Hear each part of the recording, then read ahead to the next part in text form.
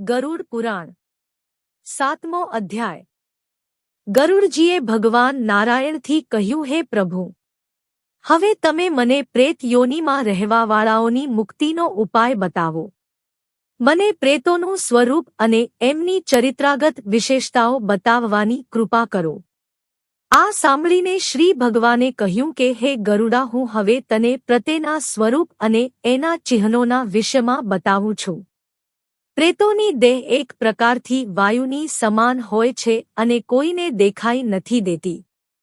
પ્રેત ભૂખતસથી પીડિત થઈને ઘરમાં પ્રવેશ કરે છે, પોતાના બંધુબાંધવોની પાસે જાય છે અને ક્યારેક ક્યારેક એમનું મુખ વિકૃત થઈ જાય છે। મનુષ્યના સ્વપ્તા જોવાની અનેક સ્થિતિઓ હોય છે, પરંતુ એ સપનાઓથી એમના વિશેષ ભૂત અને ભાવિ સ્વરૂપને જાણી શકાય છે। જે વ્યક્તિ સૂતા પોતાને ઝંજીરોમાં બંધાયેલો જુએ છે અને સ્વપ્નમાં અન્નની યાચના કરે છે, એને પ્રેત દુઃખી કરે છે। જે સપનમાં બળદ પર સવારી કરે છે અથવા ખુદને આકાશમાં ઉછળતો અનુભવ કરે છે અથવા પિતાની સ્ત્રી અને બંધુઓથી મૃત્યુ રૂપમાં નજરે પડે છે, એને પણ પ્રેત ખૂબ જ તંગ કરે છે। ક્યારેક ક્યારેક પ્રેતના દોષોને કારણે જ મનુષ્ય દુઃખી થઈને પાણીની ચાચના કરે છે। જ્યારે આવા સ્વપ્ન દેખાય તથા ઘરથી નીકળવાવાળા પુત્ર અને પશુ નજરે પડે તો સમજી લેવું જોઈએ કે પ્રેત દોષ લાગ્યો છે। હે ગરુડ, કોઈ વેદને જાણવાવાળા પૂરા વિદ્વાનનો ત્યાગ કરીને પ્રેત મુક્તિનો ઉપાય નથી હોતો, પરંતુ વેદજ્ઞાતાને તર્પણ કરતા કરતા પ્રેતના દોષથી મુક્તિ થઈ જાય છે, કેમ કે દાન અને તર્પણથી ભટકતું પ્રેત પણ તૃપ્તિને પ્રાપ્ત થાય છે। જે પ્રેત તૃપ્ત થાય છે તે પોતાના બંધુબાંધવોને કષ્ટ નથી આપતા, જ્યારે એના વિપરીત અતૃપ્ત પ્રેત કષ્ટ આપે છે। હે ગરુડા, તૃપ્ત પ્રેત પોતાના કુળવાળાઓને સુખસુવિધા આપે છે। જે વ્યક્તિ પ્રેતના દો તેને જાણીને એના નિવારણનો ઉપાય નથી કરતો તે દુર્ગતિને પ્રાપ્ત થાય છે। પ્રેત પણ ક્યારેક ક્યારેક પોતાની દુર્ગતિનો અનુભવ કરાવી દે છે। ક્યારેક ક્યારેક મનુષ્ય પ્રેતથી શાપયુક્ત થઈ જાય છે અને પછી દરિદ્રતાને પ્રાપ્ત થાય છે। આવા પ્રેત યમલોકમાં પહોંચીને કર્મોનો ક્ષય કર્યા કરે છે। આ સાંભળીને ગરુડજીએ પૂછ્યું કે ક્યારેક ક્યારેક ન તો કોઈ નામ અને ગોત્ર હોય છે અને ન સ્વપ્નમાં પ્રેતની કોઈ ચેષ્ટા નજરે પડે છે, ના પ્રેતના દર્શન થાય છે।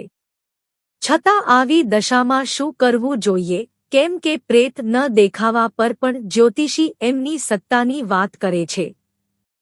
આ સાંભળીને ભગવાને કહ્યું કે એમની વાત સત્ય હોય છે। મનુષ્યને જોઈએ કે ભક્તિપૂર્વક જપ અને હવન કરીને પોતાના શરીરને શુદ્ધ કરતો રહે। આવું કરવાથી પ્રેતદોષ નથી લાગતો। જો કોઈ મનુષ્યને ભૂતપ્રેત અને પિશાચ નથી સતાવતા તો પણ પોતાની સામાન્ય બાધાને દૂર કરવા માટે એણે જપ કરવા જોઈએ। એણે એ સમજવું જોઈએ કે એના પિતૃગણ એના જપથી ખુરા થશે। મનુષ્યને જોઈએ કે તે ગાયત્રી જાપ કરે, એનાથી તે ઉત્તમ લોકને પ્રાપ્ત થાય છે। આ વિશ્વમાં માતાપિતા સમાન કોઈ દેવતા નથી, તેઓ પ્રત્યક્ષ દેવતા છે, કેમ કે એમના દ્વારા જ પ્રાણી શરીર ધારણ કરે છે।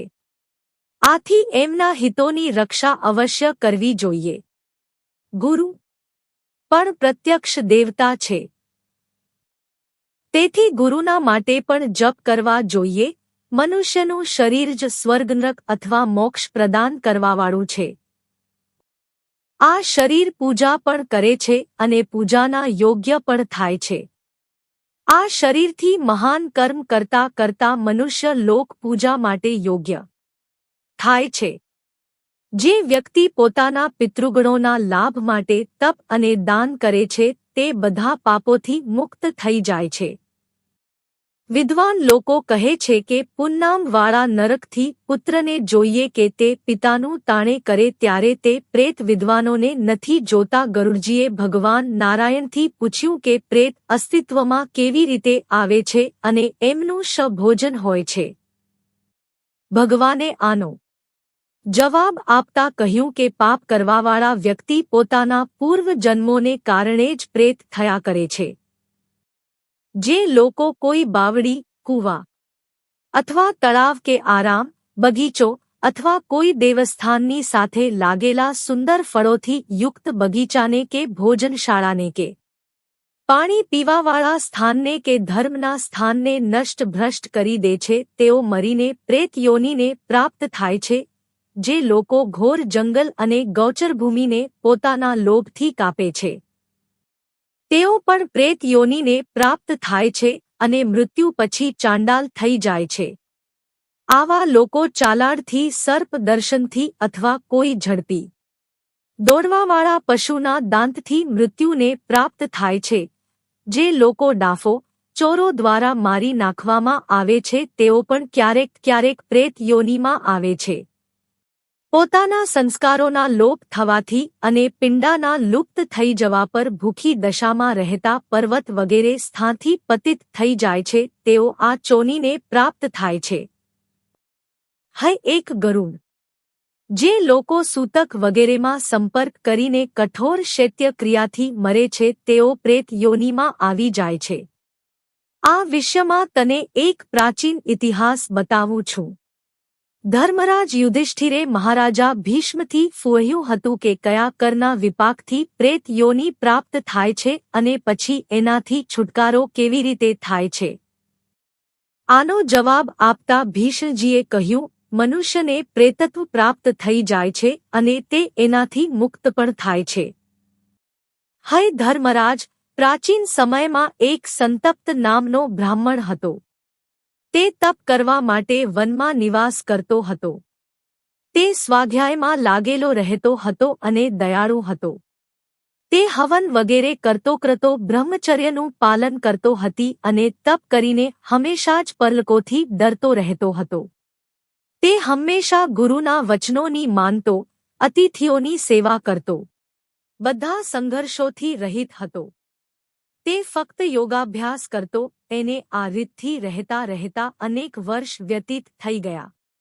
એના પછી એણે વિચાર્યું કે હું તીર્થોમાં ભ્રમણ કરું. તીર્થોમાં સ્નાન કરતા સમયે એણે સૂર્યના ઉદયકાળમાં સૂર્યને નમસ્કાર કર્યા, પરંતુ એક દિવસે એ બ્રાહ્મણે 5 પ્રેતોને જોયા. આ 5 પ્રેતીને જ્યારે એણે જોયા તો તે આંખ બંધ કરીને વિચાર કરવા લાગ્યો. તે એણે ખૂબ જ વિકૃત આકારવાળા નજરે પડી રહ્યા હતા. પછી એ બ્રાહ્મણે સાહસ કરીને એનાથી પૂછ્યું કે તમે લોકોએ એવા કયા દુષ્ટ કર્મ કર્યા છે, જેનાથી તમને વિકૃત રૂપ પ્રાપ્ત થયું. આ સાંભળીને એ પ્રેતોએ જવાબ આપ્યો, અમને પોતપોતાના કર્મોને કારણે આ પ્રેત યોનિ મળી છે. અમે બીજાઓથી દ્વેષ કર્યા અને એ કારણે અમે ભૂખતથી પીડિત રહીએ છીએ. અમે હવે મૂર્છિત થઈ ગયા અને અમે દિશાઓને પણ ના ઓળખી શક્યા. અમે કથા જઈએ એની અમને ખબર જ નથી. ના કોઈ પિતા છે, ના કોઈ માતા. એના પછી એ 5માંથી એકે કહ્યું કે અમે પાથે અલગ અલગ નામધારી છીએ. ત્યારે બ્રાહ્મણે પૂછ્યું કે તમે નાધારી કેવી રીતે થયા? મને એનું કારણ બતાવો. ત્યારે તે પ્રેત બોલ્યો કે અમે હંમેશા બ્રાહ્મણને વાસી ભોજન ખવડાવીને પોતે સ્વાદિષ્ટ ભોજન કર્યું, આથી મારું નામ પાર્યુષિત પડ્યું.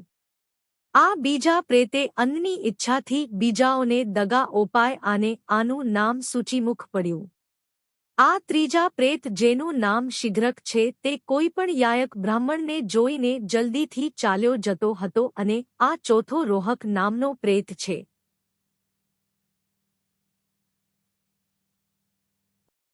એણે બધા સંબંધીઓના પદાર્થોને ખુદ ખાવાની ટેવ નાખી હતી અને આ 5મો પ્રેત લેખક નામનો છે. આનું આ નામ આથી પડ્યું કે જ્યારે કોઈ એનાથી કશું માગતા તો તે પૃથ્વી પર લખવા લાગતો હતો. આથી અમને પ્રેતોના નામ પ્રાપ્ત થયા. અમારા આકાર વિપરીત છે અને હવે બગડેલા રૂપવાળા થઈ ગયા છીએ. પરંતુ હવે હે બ્રાહ્મણ, અમે તમારા દર્શન કરી લીધા છે અને હવે અમારું જ્ઞાન પાછું આવી ગયું છે, તેથી અમારાથી તમે કંઈ બીજું પણ પૂછી શકો છો. બ્રાહ્મણે પૂછ્યું કે તમારો આહાર શું છે? કેમ કે આહાર વગર તો કોઈ જીવિત નથી રહી શકતો. આ પ્રશ્નના જવાબમાં પ્રેત બોલ્યા, પ્રેતોનું ભોજન કફ, મળ અને હવન કરેલો પદાર્થ હોય છે.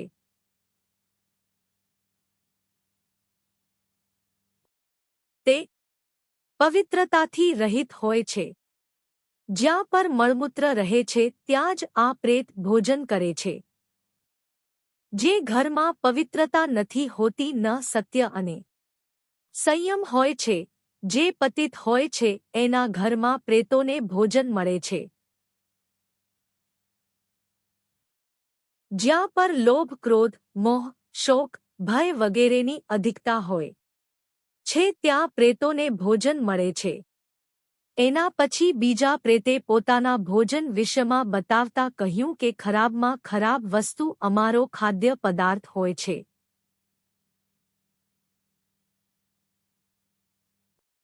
પરંતુ હવે અમે પ્રેત ભાવથી વિરક્ત થઈ ગયા છીએ. આથી હે મહાભાગ, તમે એ બતાવો કે અમે શું કરીએ જેનાથી આ પ્રેત ભાવ ના રહે.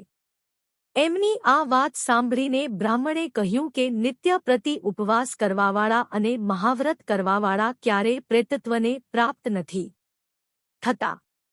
જે મનુષ્ય રાજાના રૂપમાં યજ્ઞ કરે છે તથા આરામઘર, પ્યાઉ વગેરે બનાવે છે તે પ્રેતત્વને પ્રાપ્ત નથી થતો. જે બ્રાહ્મણ અને કુંવારી કન્યાઓના લગ્ન કરાવી દે અને જે વિદ્યા દાન કરે છે એ પ્રેતત્વને પ્રાપ્ત નથી થતી. પરંતુ એના વિપરીત બીજાના અન્નને ખાવાવાળા, ઈફા ન કરવાવાળા અને અપકર્મ કરવાવાળા બ્રાહ્મણ, દેવતા તથા ગુરુમાં કોઈની સંપત્તિનું હરણ કરવાવાળા વ્યક્તિ પ્રેતત્વને પ્રાપ્ત થાય છે. એના સિવાય ધરોહરનું અપહરણ, મિત્રોથી દગો, વિશ્વાસઘાત, ભાઈથી દ્રોટ, ગાયનો વધ, ગુરુની પથારી પર ગમન કરવાવાળો મનુષ્ય પ્રેત થઈ જાય છે. ભીષ્મજીએ કહ્યું કે જ્યારે બ્રાહ્મણ અને 5 પ્રેતોમાં આ સંવાદ ચાલી રહ્યો હતો તો આકાશમાં ફૂલોની વર્ષા થઈ. એ પ્રેતોનું પ્રેતત્વ એ બ્રાહ્મણની સાથે વાતચીત 6 રવામાં નષ્ટ થઈ ગયું અને તેઓ મુક્ત થઈ ગયા હતા. આ સાંભળીને ગરુડજીએ ભગવાથી કહ્યું કે પ્રભુ, વેદોમાં કહેવામાં આવ્યું છે કે ક્યારેય કોઈ અકાળમાં નથી મરતો, અર્થાત બધા સ્વાભાવિક મૃત્યુને પ્રાપ્ત થાય છે. પછી રાજા, ક્ષોત્રિય કેવા મૃત્યુને પ્રાપ્ત થાય છે? કળિયુગમાં આટલી ઉંમર કેમ નથી રહેતી? આ પ્રશ્નના જવાબમાં ભગવાન નારાયણ બિલ્યામનુષ્ય વિધાતા દ્વારા આપવામાં આવેલા સમયને ભીગવાને ચાલી જાય છે. તેમ છતાં મનુષ્ય 100 વર્ષો સુધી જીવવાવાળો હોય છે, પરંતુ પોતાના ખરાબ કર્મોથી એની આયુનો ક્ષય થઈ જાય છે અને જે વ્યક્તિ શ્રદ્ધા નથી રાખતો તેમજ અશુદ્ધ રહે છે, પાપોમાં લીન રહે છે, એના માટે થમરાજના દ્વારા જલ્દી ખુલી જાય છે.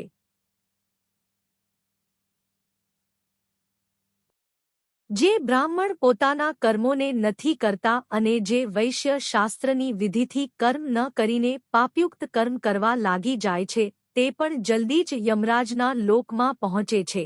જે શૂદ્ર પોતાના સેવાભાવને ત્યાગીને પોતાના મનૈચ્છિત કર્મ કરે છે તે પણ થમરાજને ત્યાં જલ્દી પહોંચી જાય છે. આ મનુષ્યનું શરીર અનિત્ય છે અને સમાપ્ત થવાવાળું છે. આવું તે ક્યાં સુધી રહેશે એ નથી કહી શકાતું. આ દેશની ઉત્પત્તિ રસથી થાય છે અને આ અત્રના પિંડથી પૂરું થાય છે. આથી રસ અને અન્નની સંગતિમાં દોષ હોવાથી આ શરીર કેવી રીતે નિત્ય થઈ શકે છે?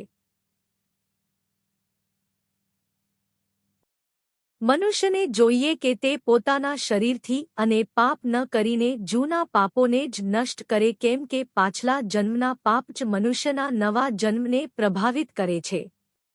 અર્થાત માનસિક વ્યથા અને વ્યાધિ અર્થાત રોગના વિષયમાં વિચાર કરીને મનુષ્યને જોઈએ કે તે શુભ અને અશુભને જુએ. કેમ કે જન્મ લીધા પછી શરીર અજ્ઞાનના અંધકારથી ઢંકાઈ જાય છે. જન્મ ગ્રહણ કર્યા પછી મૃત્યુ અવશ્ય થાય છે. કોઈ પણ વ્યક્તિ હોય સંપન્ન કે ગરીબ, વિદ્વાન કે અભણ, ઊંચી જાતિવાળો હોય કે નીચી જાતિવાળી, આ દેશને ધારણ કર્યા વગર સુખની પ્રાપ્તિ નથી થતી અને તે સુખદુઃખ પહેલા જન્મોના કર્મો પર જ નિર્ભર રહે છે. જન્મ પછી સમય પર પૂર્વ જન્મના પાપ અને પુણ્ય ભોગવવામાં આવે છે. આ પ્રકારે મનુષ્ય વ્રતો અને દાનોના પ્રભાવથી મોક્ષને પણ પ્રાપ્ત કરે છે અને એના અભાવથી ભાવાગમનમાં લાગેલો રહે છે. એના પછી ગરુડજીએ પૂછ્યું કે જેની બાલ્ય અવસ્થામાં મૃત્યુ થઈ જાય છે એનું પિંડદાન કેવી રીતે થાય છે? જ્યાં સુધી બાળકના ચૂડાકરણ સંસ્કાર ન થઈ જાય ત્યાં સુધી કે પછી એના મરવા પર શું વિધાન હોય છે? આ પ્રશ્નના જવાબમાં ભગવાન બોલ્યા કે ગર્ભપાતની અવસ્થામાં કશું વિશેષકરણીય નથી થતું. જ્યાં સુધી ચૂડાકર્મ ન થાય ત્યાં સુધી શિશીને ભૂમિમાં ગાડી દેવી જોઈએ અને એની આત્માની શાંતિ માટે બાળકોને દૂધ પીવડવવું જોઈએ. ચૂડાકર્મ પછી વિધિવત દાહ સંસ્કાર કરવા જોઈએ અને જો 10 વર્ષની અવસ્થા સુધી મૃત્યુ થયું છે તો એની તૃપ્તિ માટે અન્ય શિશુઓને ભોજન અને દૂધ આપવું જોઈએ.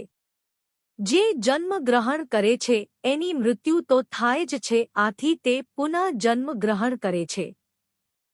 મૃત્યુ પછી આત્માની તુષ્ટિ માટે સંકલ્પ કરીને મનુષ્યને જોઈએ કે તે દાન કરે અને ભોજનની સાથે મીઠાઈનું દાન પણ ઉત્તમ હોય છે.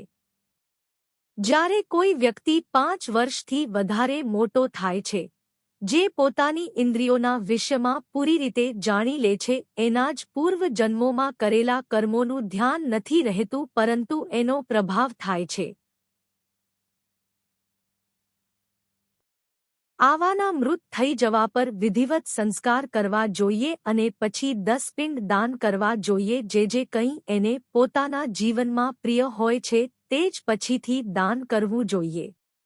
આ પ્રકારે એના પછી અવસ્થાના અનુરૂપ ભોગ અને યોગથી જ્ઞાન પ્રાપ્ત કરીને બધા સંસ્કાર કરવા જોઈએ. 2 ગરુડ, હું પ્રેતત્વની મુક્તિ માટે સુકૃત અને દાનના વિષયમાં પણ બતાવું છું.